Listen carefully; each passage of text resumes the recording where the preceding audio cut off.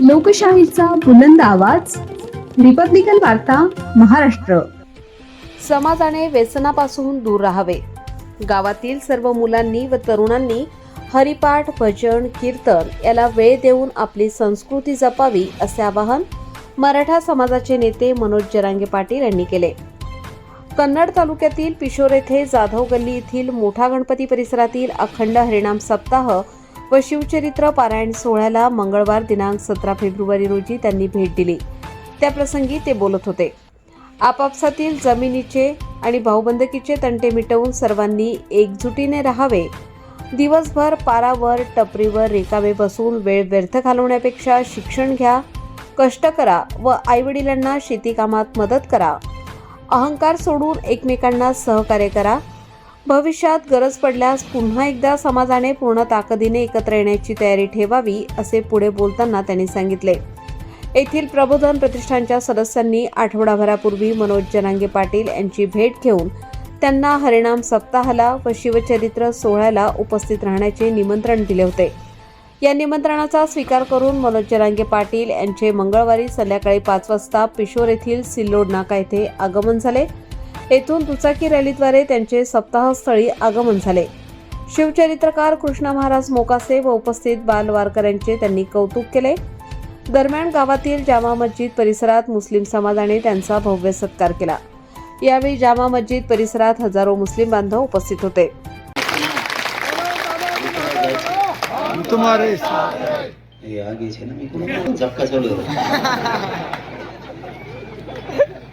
गडी दिसतोय.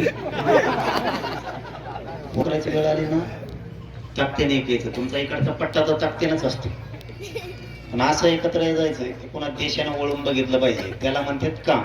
मुंबईला कसं केलं तर कोणता गाडा कोणत्या कळतो, कोणत्या पोराला कोणाचा झोका मिळ नव्हता. त्याला अशी ताकद लावायची तेव्हा दडपण राहतात, तेव्हा काम होते. आपलं तर होतच राहील. आता सगळेजण प्रमाणपत्र काढा, गॅझेटनुसार अर्ज करा, सगळेजण लेकरं बाळा शिकवा, मोठे करा. शिकत जर पोराचं पोरीचं आयुष्य वायाला गेलं ना तर तुमच्या आमच्या कष्टाला काही किंमत नाही. आपले लेकरं बाळा अधिकारी होऊ द्या, त्यांना अधिकारी करा, पोरी अधिकारी होऊ द्या, पोरं होऊ द्या. आता रोज तुमच्या कानावरती येत असं पोरं अधिकारी व्हायला लागलेत, पोरी अधिकारी व्हायला लागल्यात. शिका, मन लावून शिका. आई बापा शेतात कष्ट करतात आणि तुम्ही नुसतं हिंडू नका. कष्ट करायचं, इतका अभ्यास करायचा ना आपण आणि आपल्या आई बापांना जे स्वप्न बघितलं ना ते पुरंच करायचं. इतक्या ताकदीने अभ्यास करायचा सगळ्यांनी. आणि जोपर्यंत तुम्ही शिकला तर नोकरीच लागत नाही बुवा तुम्हाला. आता काही दिवस टाइम लागणार आहे, वर्ष. चौकात बसू नका. मधला काळ जे आहे ना तुमचा नोकरी लागण्याचा, किंवा काहीला थांबावं लागतं, किंवा काही नुसते शिकले त्याला नोकरीच लागणार नाहीये. सगळ्यात जास्त महाराष्ट्रात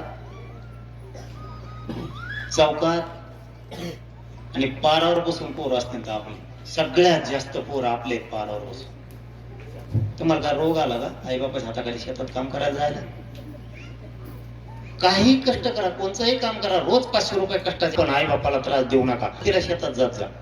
कापसाचे गुन्हे यांच्यासारखा कुठून पंचायत मानतो येईन करता येडी वाकडी बसलं गाडीवर की निघालं दारू घेत पुढे.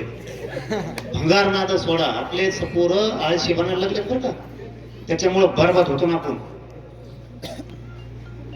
आपले सगळे आळशी बनायला लागले, बरबाद होऊन जातो. मग इतके हसतील ना आपल्या संसारावर, आपल्या समाजावर, आपल्या आईबापावर. तुमच्या चुकीमुळं आपल्या आईबापाला खाली बघायला लावू नका. जीप घेतली ना ताकदीनं त्याच्यावर काम करायचं. रात्रंदिवस भाडेमारीत जायचं. तुम्ही जेसीबी घेतले ना रात्रंदिवस काम करायचं. काही काही आपल्यात नमुने असे येतं. जेसीबी घेतली, मी पाय पडून सांगतो पण तुम्हाला दारू पासून लांब जा. आपली प्रगती कोणीच रोखू शकणार नाही. फक्त व्यसनापासून लांब जा. ते लय गरजेचं आहे आपल्यासाठी. एकतर नोकऱ्याने सगळे सुशिक्षित बेकारी, शेतीत काम करावं, उत्पन्नाला भाव येत नाही, उत्पन्न काढल्यावर आपणच शहाणं होणं गरजेचं आहे. एक काम करत जाता सगळ्यांनी दारू बंद. नक्की ना? जे पेटे तेच हा म्हणते. हे जर दारू पिऊन आले ना त्यांच्या भाकरी बंद करा म्हणून यांना नीटच करतो. यांना दारूपासून लांब घालणं लय गरजेचं आहे. आणि दुसरं काम, बांध फोडायचे कमी करा एकामेकाचे. कामात धामाचे बांध ठोकरू नका. 2-2, 3-3 पिढ्या वयाला गेल्यात आपल्या. मग ते भांडणं, एक क्विंटलभर कापूस होणार नाही. वयाला चालल्यात आपल्या, एक क्विंटलभर कापूस होणार नाही त्या फोडलेल्या बांधात. पण केशी भानगडी जर झाल्या, मारामाऱ्या झाल्या तर 1 लाख रुपये जाते. कोर्टात लढावं लागतं, जेलमध्ये बसल्याला वेगळंच. त्यामुळं सोडून द्या, 1-1, 2-2 फूट मोठं मन करा. एकमेकाला जाऊ द्या, एकमेकाच्या रानात. या 2-3 गोष्टी आपल्याला करणं खूप गरजेचं आहे. आणि जर कधी पुन्हा आंदोलन उभं करायची गरज लागली तर रिपब्लिकन वार्ता महाराष्ट्र प्रतिनिधी Milind Kumar Landge, Chhatrapati Sambhajinagar, Kannada.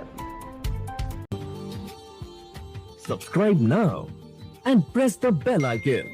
Never miss an update.